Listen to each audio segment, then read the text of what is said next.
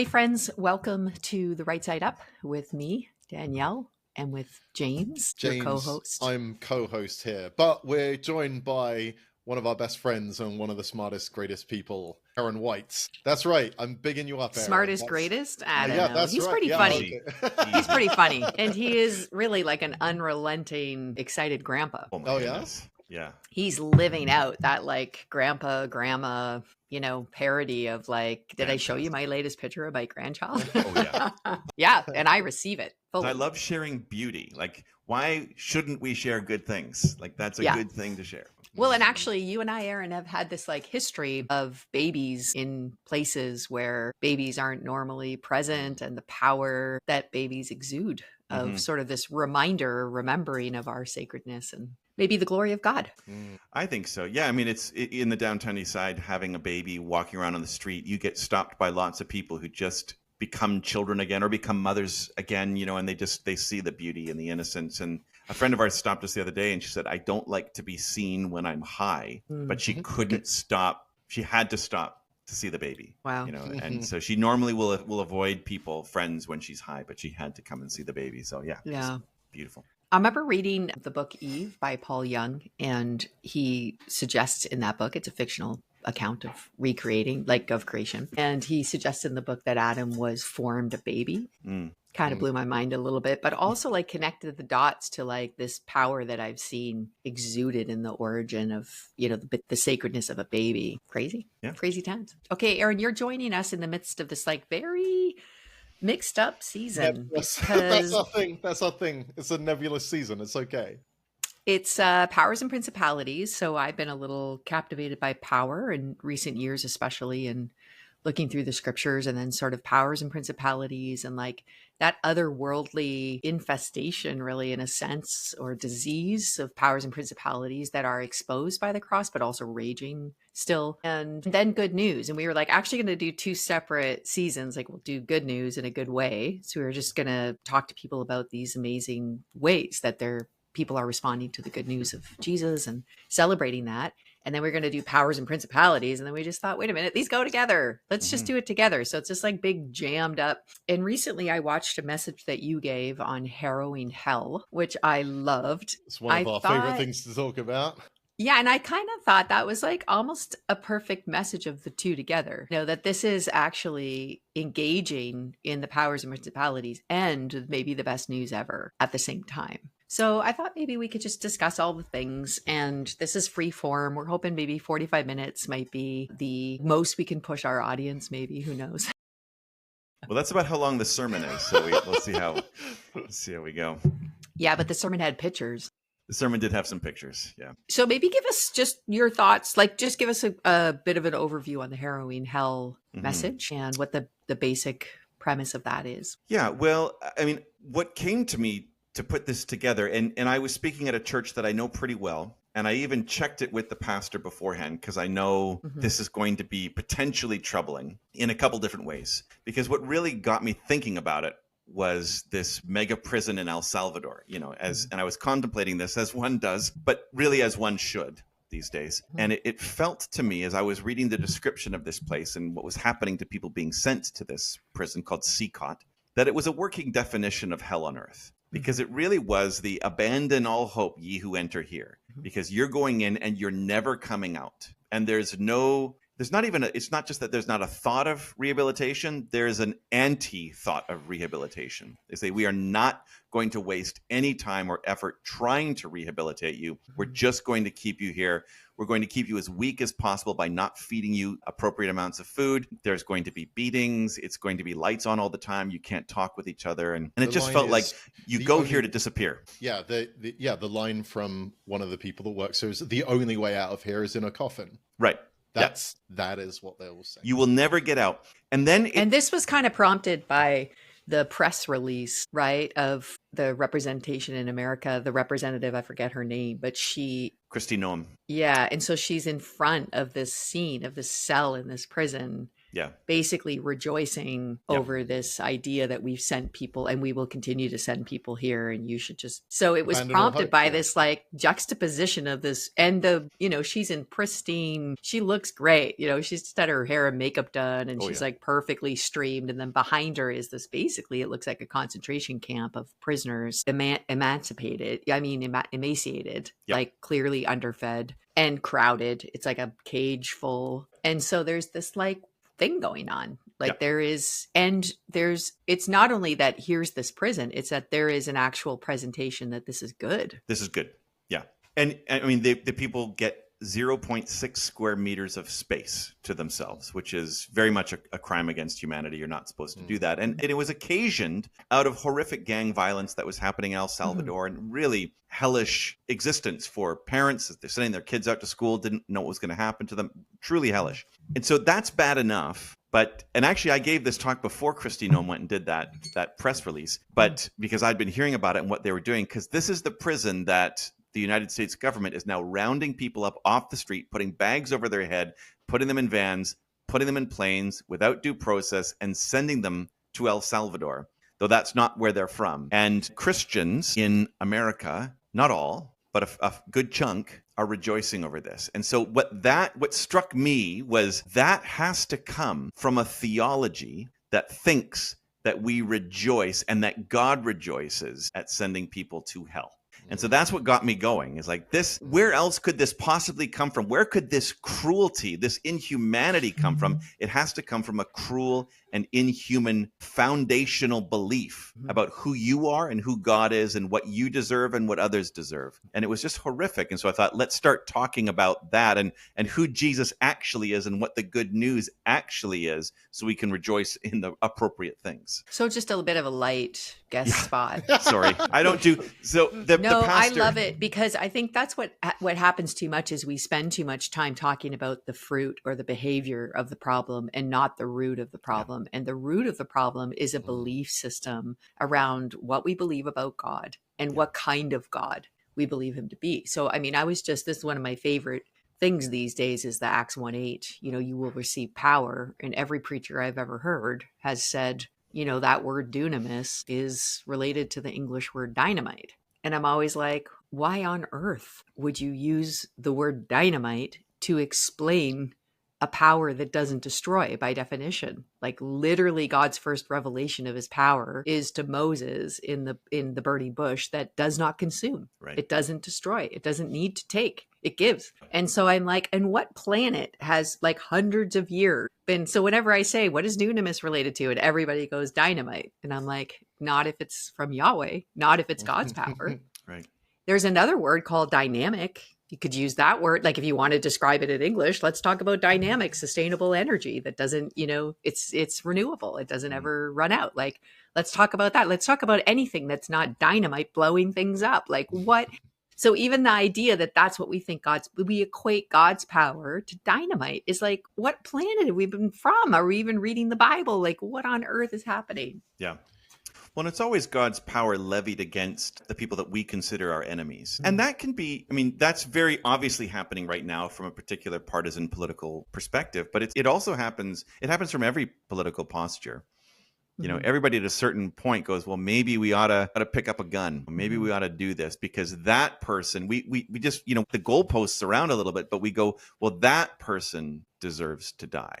That person deserves to be in jail forever. Well, and again, we equate our enemies with humans instead of actually God's power is against our enemies. We've just not named our enemies properly. Correct. Yeah. And in fact, we've made allegiance with the actual enemies, which is troubling. Because you were talking about Stringfellow a little bit before we were meeting here. He talks about this, where all human organizations are properly understood powers and principalities. That's what they are. And according to Psalm 82, these powers and these principalities, which are in certain translations called gods, the council of the gods or the divine council, their purpose is to care for the poor and do justice. And God is upbraiding them. God is rebuking them because they haven't been doing their proper purpose, which is to care for the poor and do justice. And he says, you will die. You are gods, but you'll die like men. You know, you're supposed to be this thing, but you're not doing it. You're rebelling against what you're actually meant to do. And then in Colossians, Paul talks about how this is what Jesus has actually done on the cross, is he has overcome the powers and the principalities, and he's leading a victory procession over them. He has defeated them. All of these powers and principalities, sin, death, and hell included.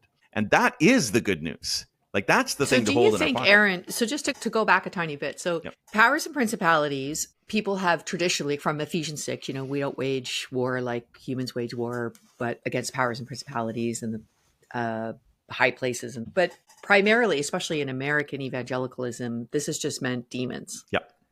So we've just been like, we don't wage war against humans, we wage war against demons. And so there has been a misunderstanding of powers and principalities, so powers and principalities are the angelic realm. So that's like part of powers and principalities, but also our institutions, nations, systems, churches, denominations, organizations, social, NGOs that have been created and established with a sacred origin purpose. Yeah. So when those powers or systems, and this is from J.R. Woodworth, who I think we're going to have a podcast with. He did a book called The Scandal of Leadership, and he breaks down Walter Wink and Stringfellow kind of into which are two kind of theologians, political, social activists that sort of break down the powers and principalities.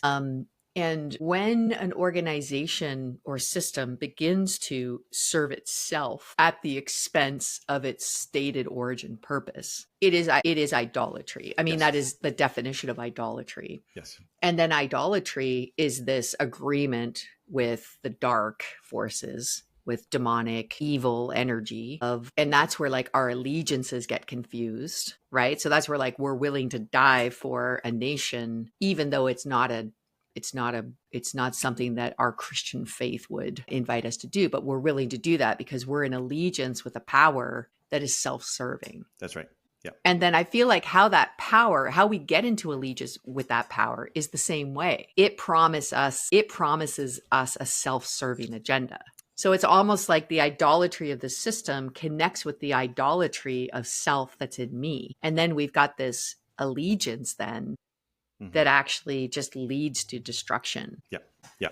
And it's predatory. These powers and principalities are not neutral. They're not passive. They are predatory. They are seeking worship. They are seeking our allegiance. And sometimes that's just incredibly obvious. But sometimes it's a little bit harder to parse. Like if you're part of an organization, when I was been part of organizations and say a new system of doing something is being proposed, whenever I had any kind of voice at all, I would say, well, okay, so long as this serves the humans involved, the moment that we start to serve that system, it has now become an idol. And we cannot do that. We have to be so careful. So do you think the system, so like you and I can think of some things, even things I've done that are easily become self-serving to the system at the expense of the people they're supposed to serve. So recently, like even last year, this is what really got my imagination fired up, is what's happening in the world and how people are so easily duped into these like really steal, kill, destroy sort of things. And you just sort of sit around going like, how is this happening? Yeah. And then you realize, oh, this is happening because there's been this steady allegiance to a self-serving agenda disguised as good.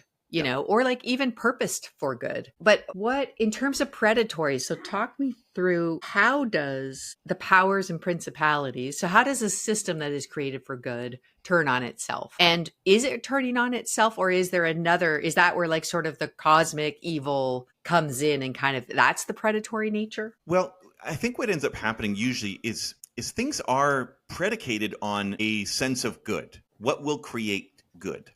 So there's no nation, for instance, that thinks, well, we're evil, but we should kind of go and destroy the world. Like we're going to be the best evil nation. Yeah, ever. We're the best. Right. No, a nation will think we are the best. We're the best nation, right? So it's right for us to go and do this because we're better than, or more in a more modern sense, we will create good around the world by taking things over.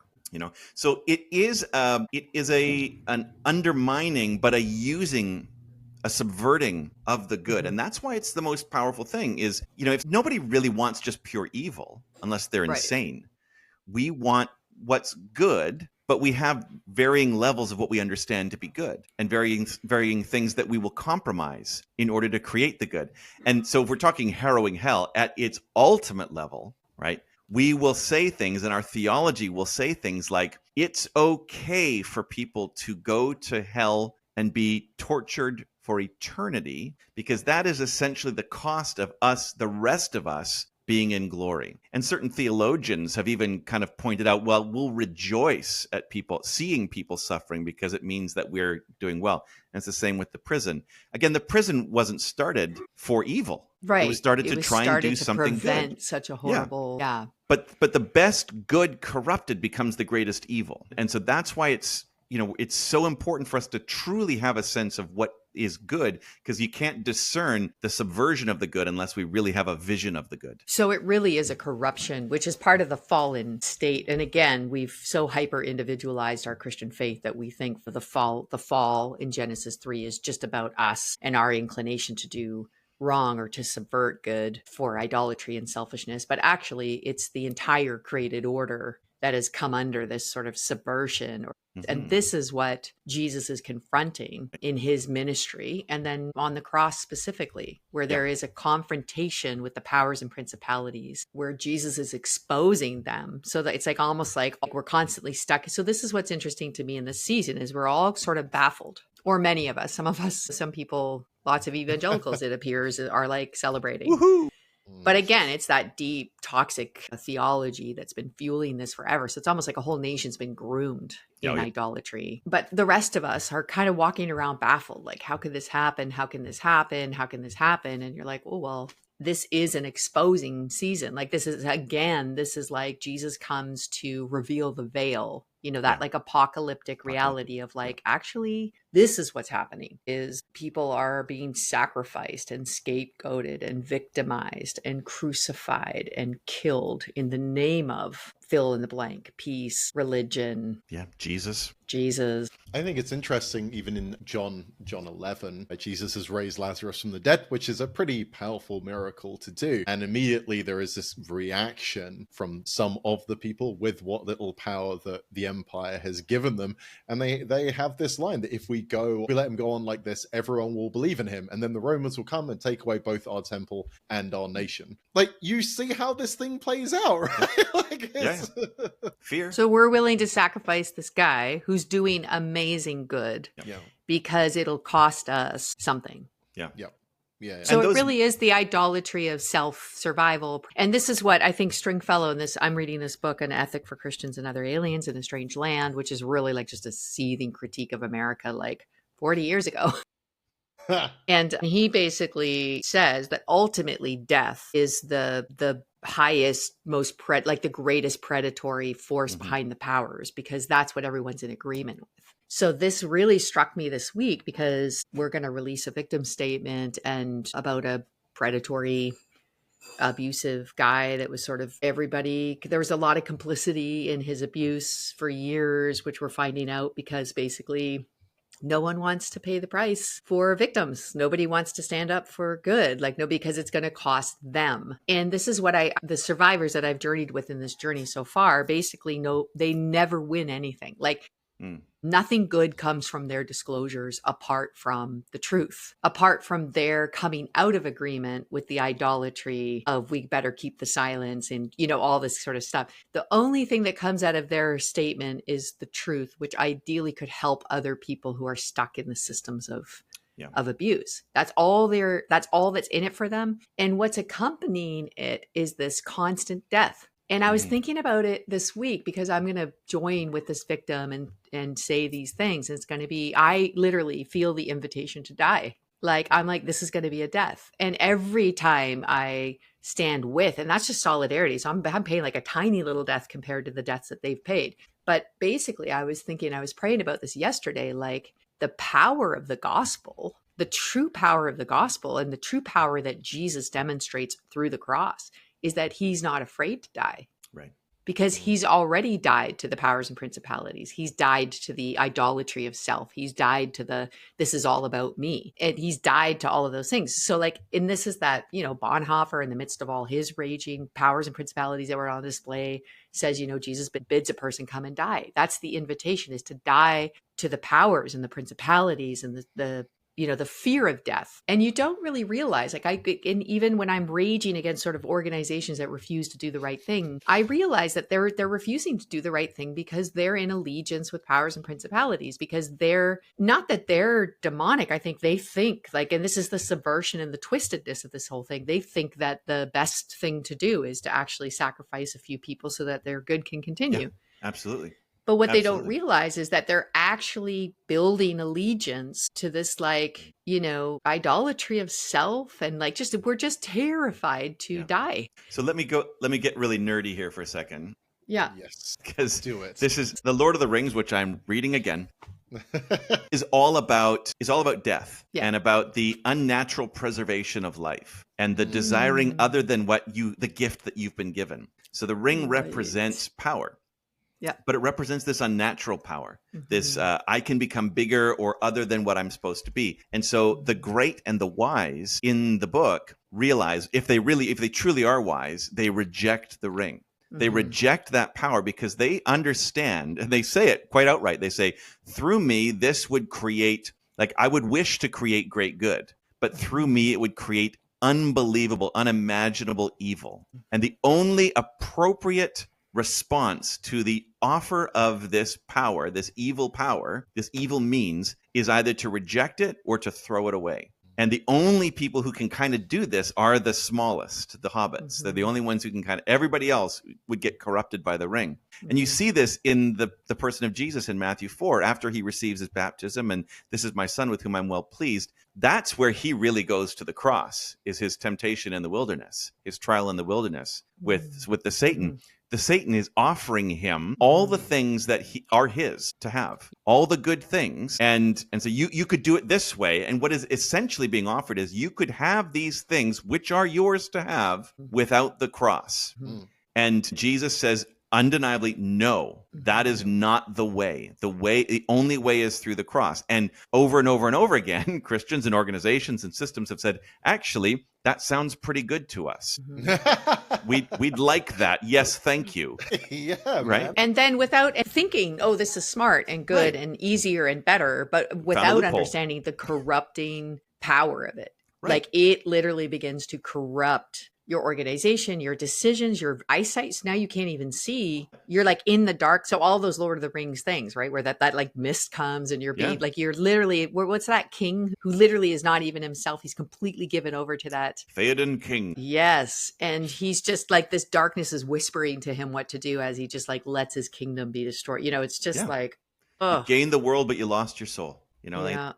That's what, we'll take the world. And it is a desire. And then this also becomes good news in the sense that the invitation to align yourself with the underside of power. The reason why that's so essential and so key is it is a perspective and a marker of non-compliance with dominant power. So this becomes, this is part of the way of Jesus. Is not the cross is the end of that exposing, but all throughout his trajectory of ministry, he intentionally moves to the margins, to the other side, to the people who are, on the underside of power, because that's the safest place to hold to be. That's the safest, that might be the purest, and maybe the only way, which maybe is the measure of even I was thinking Matthew 25, when Jesus is I didn't even know you. The only way I even know you, the only way you're even operating in a power that is a different kind of power, is if that power is manifest in your allegiance to the broken and the poor and the marginalized and the underside of power, instead of your allegiance to power. And it's quite wild that liberation theology, as we call it now,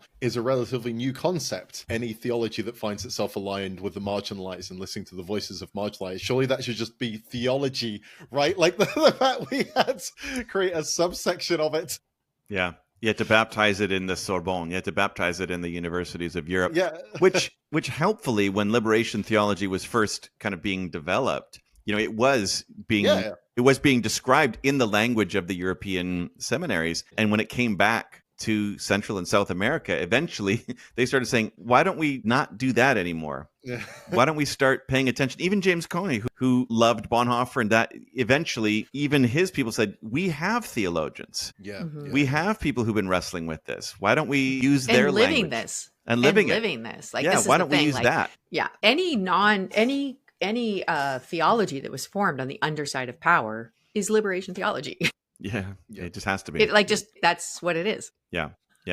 And that's the beautiful good news too, which I think we kind of, we mess it up in this version of this substitutionary version where still there's a whole host, sometimes even the majority of everybody still has to go and be tortured for eternity. That the liberation that Jesus offers and says, I am come to overcome and have overcome, and then sends his people out to present the message that this has been overcome is sin, hell, and death. I've overcome it. I've liberated you from that. And it's quite literally, he went into hell and preached to the people in prison. We don't think stole about the keys. that. And took them out, liberated them. And it is God's desire that all should be liberated and that none should perish. That's God's will. So that's good news. And it should be good news that translates here and now and forms us all in the way that we speak good news. But when it doesn't, that should be an indicator that there's something non-liberative, non-liberating about the message that we're believing. So everybody freaks out here because everybody has such a but hell's real. Jesus talked about it. Like, what do you do? Like that, I feel like that hell thing is a hell of a thing. Hell's real. It's just empty. There we go. That's that's one great, St. Teresa said that. She goes, I have to believe in hell because the church said it, but I don't have to believe that anyone's there. But there is actually a really powerful and important tradition within Christianity. And it must be admitted that the majority tradition very much does hold to an eternal hell or some kind of hell in that sense. But there is a very, very important tradition within Christian orthodoxy, within the tradition that says, actually, no, that's not the case. And then certain ways that we talk about hell are just really quite ignorant because there's only a couple instances in the entire scriptures where hell, as we even think about it, might even be kind of referenced. But probably not in a literal way. But there's other versions where it talks about Hades. There's other versions where other words that use other words. So hell is just a catch-all phrase that Sheol. And what's that? Gehenna. Gehenna. Yeah. And again, when you go through the history of those words and those ideas and the apocalyptic notion of what those things are, there's very, very little, as we discover with most of the problematic stuff in Scripture, there's very, very little that leads us to undeniable conclusions about this thing. But it has been presented within a system that this is the only way this works. And therefore, to take that leg out of the stool means everything falls down. But if your stool falls down off of the removal of the notion that there are people, including babies, who will be tortured forever, then I say, let that stool fall. There is a better word. What about a stool? Yeah. I don't think it happens till there's 7, Aaron. Oh yeah, is that right? Well, no, that's how some theologians, they're like, no, they go to limbo, it's all fine, or they annihilated, or whatever. I know, it's like the mental gymnastics are hilarious to watch. But we don't know this, but we're really well, what we're doing is we're creating an allegiance with death and judgment and sacrifice and scapegoating and all those things. But we don't really realize that. We think we're just being good Christians. But the other piece I think too is that our imagination of hell is shaped by Dante and not by the Bible. So that's the other piece, is that I think we're not realizing that. And so people just have taken it as biblical orthodoxy when really it's not. That's something else. Well, and even Dante, he was writing a poem, and most of what he's writing about so was the author of Genesis, Aaron. Yeah. But that means that he's not reporting. It's not the AP news here. He's doing speculative things, and like Genesis, Dante is mostly talking about his current reality. Yeah. And so the people that you find in the different levels of hell are people who are behaving in certain ways. Hell. Yeah. Right. And so it doesn't really work. So so I'm going to prefer the imaginative stories that Jesus tells Like if there is one sheep that goes missing, rather than them going, well, thank God that sheep's gone. Let's rejoice that that sheep is whether it's annihilated or suffering forever. What about the rich man who goes to hell? Rich man and Lazarus? Yeah. So that's like a Sheol. And what's happening there appears to be a version that was current in that time in Judaism, that you would go and you would rest. And the rest would either be pleasant or the rest would be unpleasant, depending on where things were at. But then there would become a final judgment for everybody.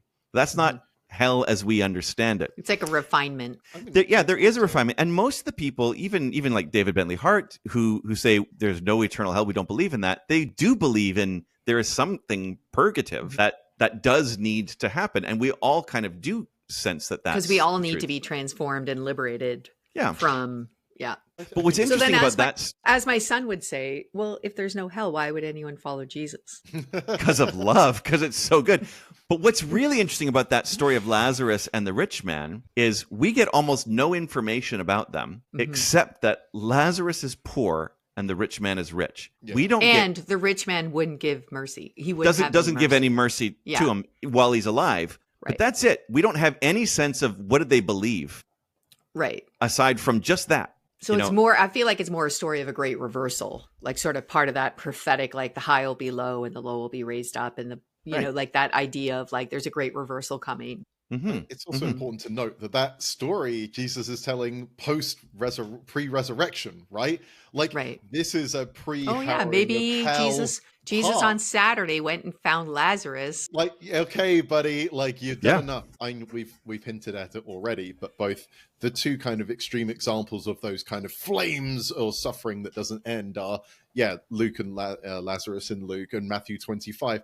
And both of those stories say nothing about believing in Jesus. They say nothing about it. It's like, how did you treat poor people? Did you visit the prisoner? Did you give them something to eat? Did you give them something to drink? None of them is that because of the Jewish concept of Sheol? Is that like what the stories are sort of playing into? Well, it's that, and then there at the time there was a very, very strong Jewish apocalyptic literature, which is incredibly bizarre and confusing and almost impossible for us to understand. Which is what Revelation is, Revelation is almost impossible for us to understand as well. We have to be so careful about that. Is also used not so much as this is just what's going to happen, but like all kind of prophetic things. It's used as a corrective, as an ethical corrective. This then is how we should live. So, what is this? What's the message of Lazarus and the poor man? Is it that, well, some of you are just going to go to hell and that's it? Or is it that, hey, those of you with wealth, how ought you to live? Like what is the right way to be living? And those of you who are poor, I want you to live differently now. Yeah. There's a different way to live. That is how the prophets worked as well. There are these conditional prophetic announcements, which we see easily in the book of Jonah, where Jonah is told to go and announce destruction. And he doesn't want to because he knows that they're going to, if they repent, then God will have mercy even on these Assyrians. Yeah, that's like one of my favorite stories is being evangelized by a Muslim on a plane. And his big evangelism tactic was to say how many days, because they have this apologetic that Jonah was only in the day 2 nights, and Jesus said he's like Jonah, and so it's about how long they've been. So that's like a misreading of it's like a bizarro. Anyway, he was like, Jesus said the only sign that would be given to this generation is the sign of Jonah. What's the sign of Jonah? And I was like, the sign of Jonah was the Ninevites. It was even a sign to Jonah. Yeah. It was like such a sign that even Jonah was like, dang.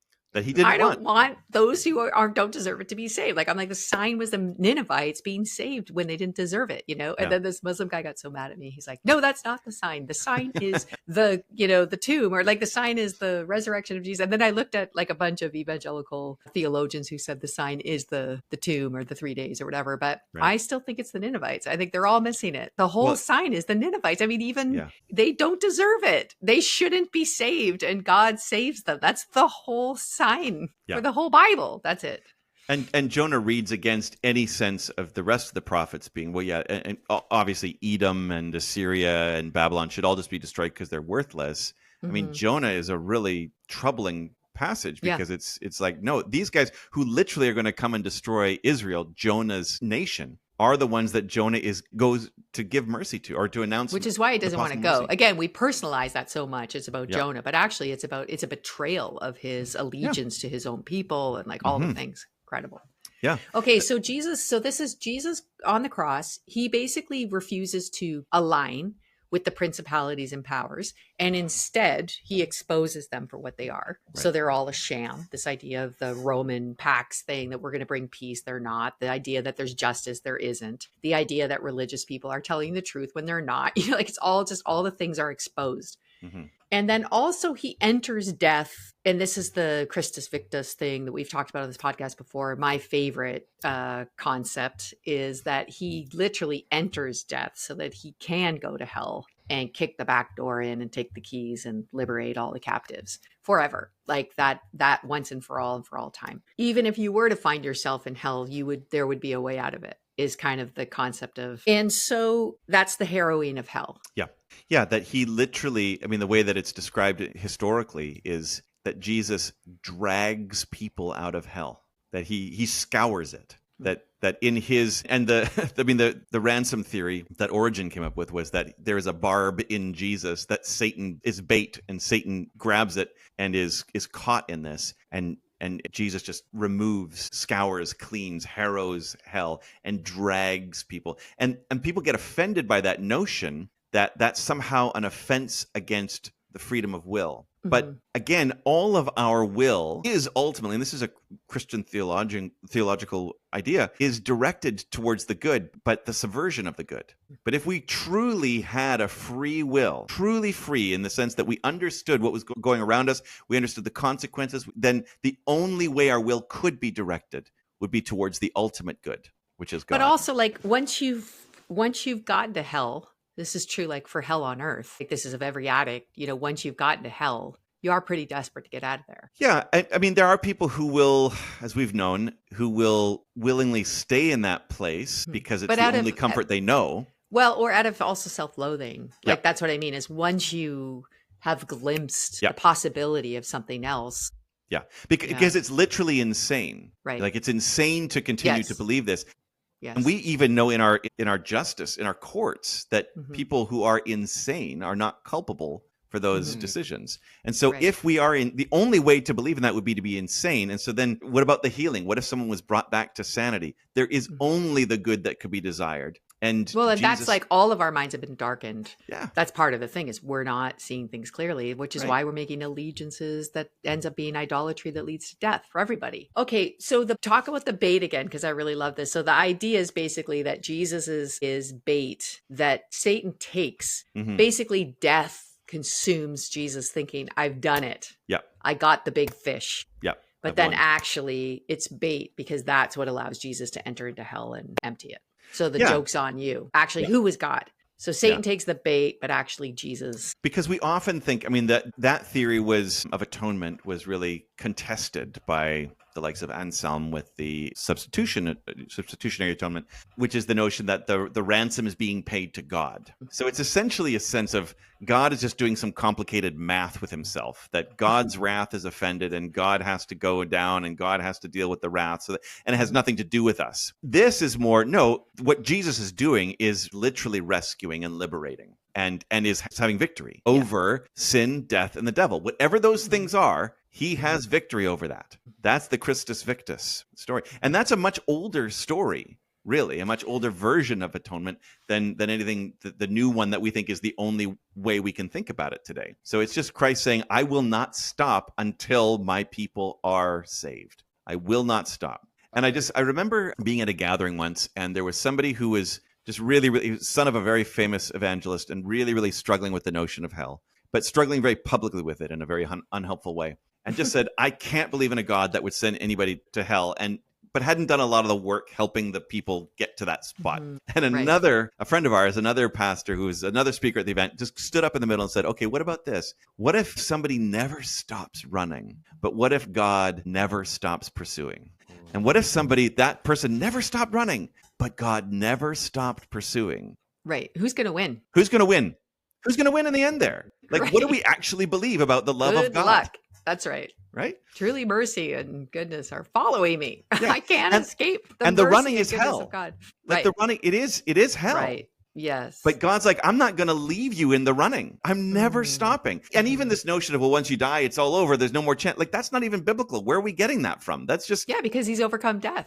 Yeah. So you're basically saying death has overcome God. Yeah. If you say that death is precisely. the end. Yeah, Does that's crazy. death, You're sin, like, and make hell? it make sense. Right. Yeah. No, Right. it's not more powerful. He I overcame. realized that Yeah. this is not the only metric to gauge whether something is kind of godly or not, but I think that creativity is something very important. The first thing we hear about God is creator, and that's the kind of first thing. And we are created in God's image to be co-creators with them, and that's a good and beautiful thing. And one of the things that has been enjoyable, I suppose, for want of a better word with me, is just how creative a lot of this Harrowing of Hell stuff is. In the ways it helps me think about God as more expansive, more loving, more creative, more brilliant, and everything. I mean, one of the if you Google the image Harrowing of Hell.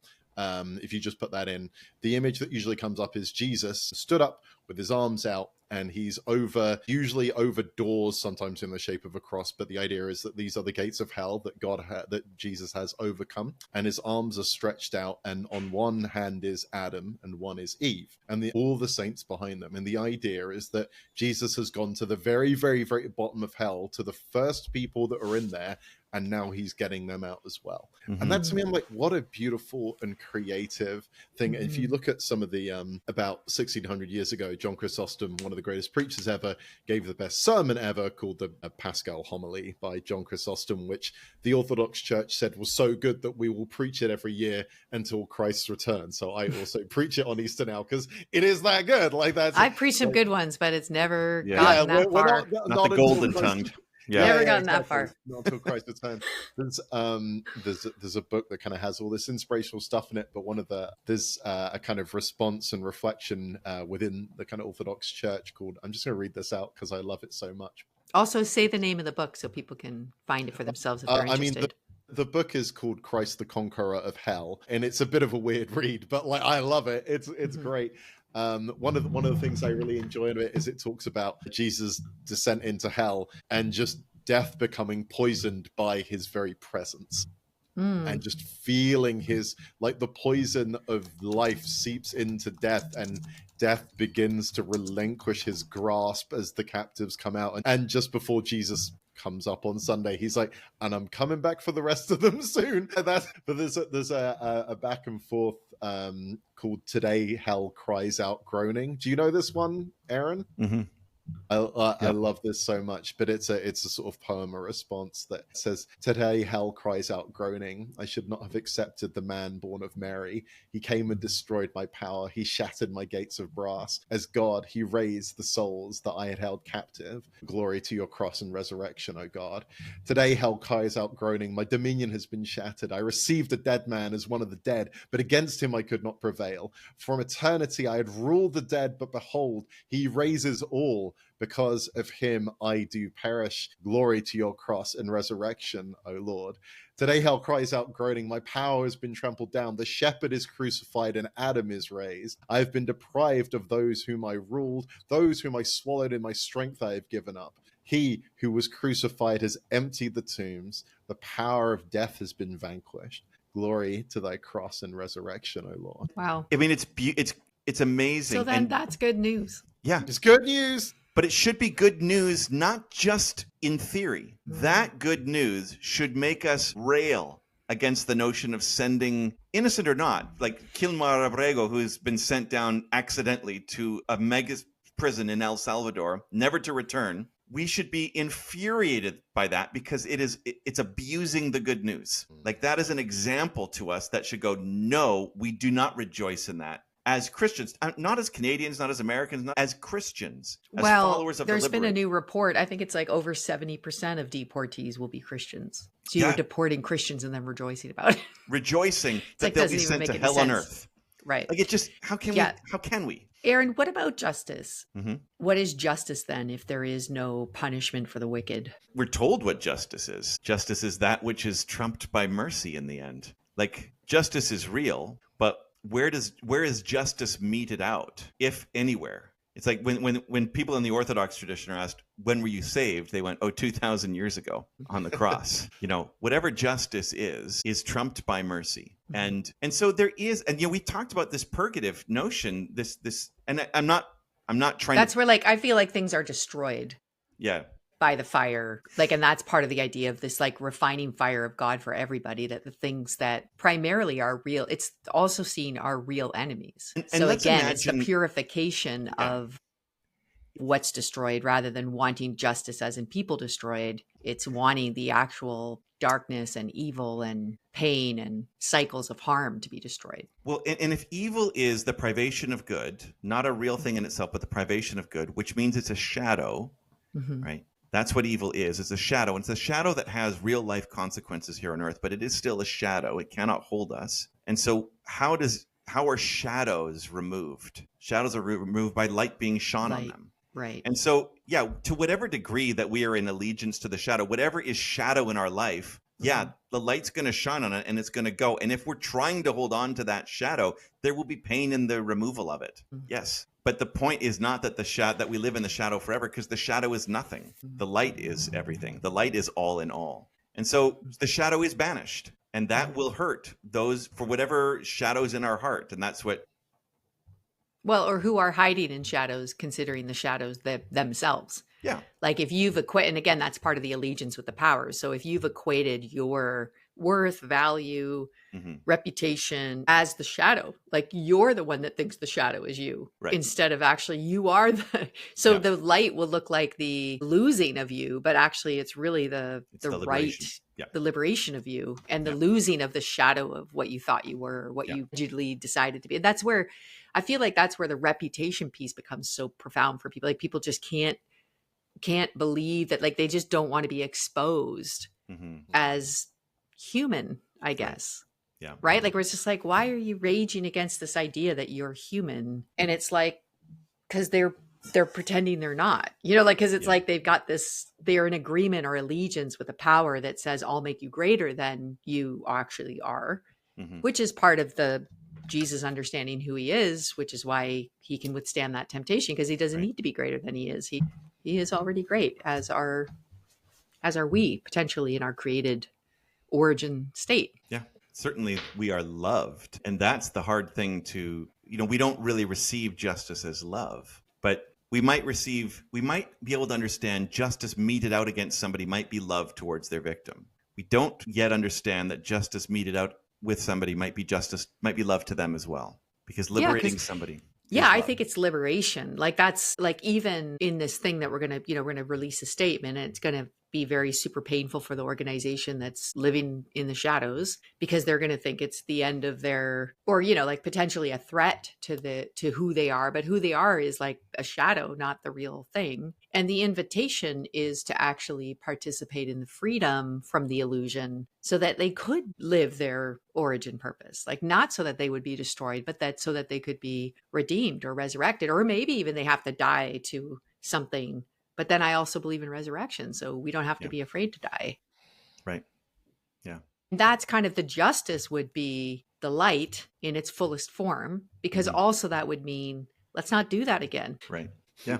Yeah. Right. Let's stop. Let's stop the perpetuation of the shadowy allegiance with death, sin, and fear, and hell, and shame. And the win there is not the fear of hell, but the love of glory, and that's a far better motivation. But glory will feel like hell if your allegiance is to the dark. Temporarily.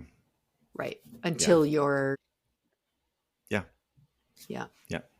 And it has to, and it's not a mean-spirited, and it's not even punishment. It's actually liberation. And that all of us, I mean, it was Solzhenitsyn who said, the line of evil, the shadow of evil crosses through all of our hearts. Yeah. So, you cannot come at this from any kind of self-righteous place of going, no, there's shadow there too. There are places in all of our hearts where we've given allegiance to something that is not God, and we're deluded in that, and it's going to be removed, and there will be pain in that, but it will be good. It will be good for us. And the end is glory. Yeah. That's good news. It's pretty stinking good news. Yeah. And then that also becomes that, there is only one thing that can't be conquered or defeated or stopped, and it's the love of God. right? Which is the personification of Jesus, which is all these things. The love that you can't kill God. That's the message of the cross. Good luck. You can't do it. Yeah. Actually, God can kill death, but you can't kill God, and you can't stop love. And that's where we've sentimentalized and individualized our faith to our great chagrin. Yeah. Well, thanks. Thanks for helping us and talking about this. James, any final thoughts? One thing I was chewing over, we talk about good news a lot, and I think something that is important in Luke 4, which we quote a lot, and it's good to quote a lot, that behold, the Spirit of the Lord is upon me, good news to the poor, sight to the blind, setting the captives free. That is what the good news should look like. If your good news does not look like that, it is not the good news of Jesus. It's not. And that sounds like I'm trying to be judgmental. I'm not. I'm very boring when it comes to scripture. This is why it says what it says. Something I've been dwelling on, where I was at a prayer meeting for what's going on in Palestine right now with an interesting mix of people, and we were trying to pray it through this, but also coming back to Isaiah 61, which Jesus is heavily quoting there. But for those of you that don't know, let me just read that out to you, because it will sound familiar. The Spirit of the Sovereign Lord is on me, because the Lord has anointed me to proclaim good news to the poor. He is sent to bind up the brokenhearted, to proclaim freedom for the captives and release from darkness of the prisoners, to proclaim the year of the Lord's favor and the day of vengeance of our God. And if that isn't the most loaded, I don't know, proof text in all of history, what does that tell you? Like, if we're so focused on vengeance, if our vengeance looks like good news, or good news looks like vengeance, again, we have missed the difference that Jesus makes. Yeah. Because we look at what he keeps, and we look at what he, maybe backs away from. Because James, what you're saying is that the day of vengeance is the liberation. I mean, I think Jesus, the kind of what looks like vengeance there looks very different. And again, a day of, it might even be justice as well. Justice, of course, is very different. We often use justice as. So you're saying those aren't separate things. Like, it's not, hey, all this freedom's coming, and then also a day of vengeance. You're saying the day of vengeance is the freedom. Yeah, or Jesus is saying, forget about the day of vengeance altogether. Like, I don't know which one it is. Like, he doesn't I don't use know. It. Yeah, he stops the quote there. I don't know whether he stops the quote because they're like, oh, he's building to it. Here comes the day. And that's the bit that his audience would have been looking forward to, really. It's like the day of vengeance when we overthrow the Romans. But then, you know what Christians I know do is say, yeah, that's Jesus. He stops it, and then he's coming again with the vengeance. I mean, sure. Like, which doesn't accord with almost any of the stories he tells, or the way that he lives his life. Or, like, all you have to do is completely ignore everything Jesus says of himself and shows us about himself. And you can do that. I mean, even I guess we're getting into this now. The Revelation 19 Jesus, who's coming back, and Mark Driscoll, he's got a sword and a tattoo, and he's a badass, and all this stuff. And like, when you actually break down the story, right? Well, there's no sword anywhere other than the word of God. That is right. The sword's coming from his mouth. Everybody. Yeah. The mark where it says King of Kings. You don't fight that way. Yeah, exactly. Where it's like, oh, the tattoo, that's so badass, whatever. But it's specifically where the sword would have hung. So everyone reading this would have gone, oh, that's where the sword should be. No, it's just his name. That's the powerful thing there. So and he's drenched in blood. Isn't that cool? Yeah, okay, but whose blood is it? It's his. Of course it's his. The battle doesn't even happen. He's like, so I think it's so interesting that like you have to work so hard to make kind of vengeance the thing, because Jesus has tried so hard to make it not the thing. So yeah, I mean, again, it's not for me to say what Jesus is doing there. The point is he doesn't say it. Yeah. And there's there's nothing we can do about that. And well, he lives it. And I guess one of the things I was thinking about in conclusion is that when Jesus invites us, and even, to share in his sufferings, to take up our cross, to follow him, to share in his sufferings, and then glory in his resurrection, part of that invitation, it would seem to me, is to harrow hell. Yeah. Wherever we find it. Like, that's part of that. So we are crucified with Christ so that we also might go where people feel like there's no way out, where people feel invisible, uncared for, lost, too far gone, and drag some bodies out of there with us because we're with Christ and we know the way out of here. So I feel like that's part when we don't really, we just do like, okay, we'll be crucified with Christ and then we'll be resurrected with Christ. But I feel like, no, we should do the Saturday bit too. And the Saturday bit should be like our entire Christ before, like our final days, is to say, actually, there's still people who believe and are in a dimension of hell that need to know the way out. And that's our work and that's our job. Yeah. Great. Yeah. Let's go live in the Harrow Holy Hell, Saturday. everybody. Yeah. All right. Let's do it for the hell of it. Thank you. Bless you guys.